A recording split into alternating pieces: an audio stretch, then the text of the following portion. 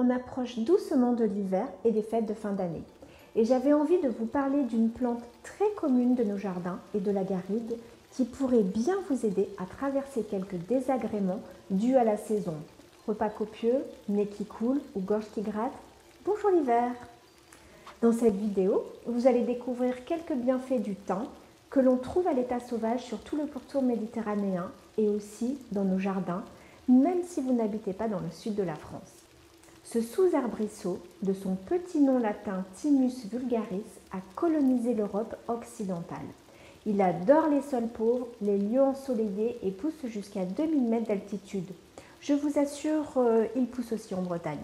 J'ouvre une parenthèse. Si vous souhaitez recevoir des recettes sans gluten, sans lactose, découvrez des plantes aromatiques et médicinales qui font du bien à votre corps, faire le lien entre elles et la cuisine, abonnez-vous à mon compte. Je partage régulièrement des recettes, des astuces pour une cuisine sans gluten, sans lactose, très gourmande.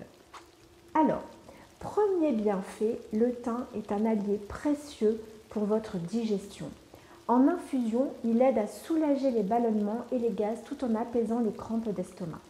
Une tasse d'infusion de thym en mélange avec des graines de fenouil et du gingembre après un repas copieux peut faire des merveilles pour votre confort digestif.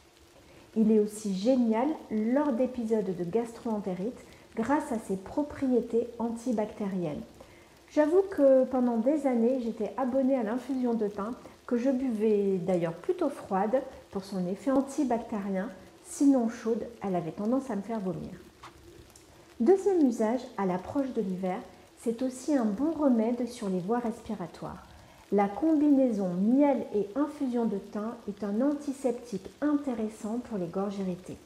En plus d'avoir un effet sur la fatigue que génèrent les gros rhumes de l'hiver, on peut l'associer avec du bouillon blanc pour un effet expectorant et ou de la mauve pour apaiser la toux grâce à ses mucilages. En cuisine, il amène le soleil dans l'assiette.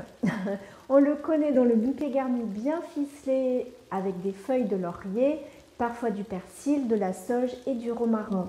Il agrémente bouillon, marinade, mijoté, grillade et ratatouille. Depuis quelques années maintenant, on trouve dans les jardineries de nombreuses variétés de thym avec des saveurs les unes plus surprenantes que les autres. Avez-vous déjà testé des petits sablés au thym citron ou un sirop de thym à la rose pour agrémenter une panna cotta au lait d'amande? Intégrer le thym dans votre cuisine et dans les recettes sans gluten, sans lactose amène des saveurs qui vont faire chanter vos papilles tout en apportant ses bienfaits santé.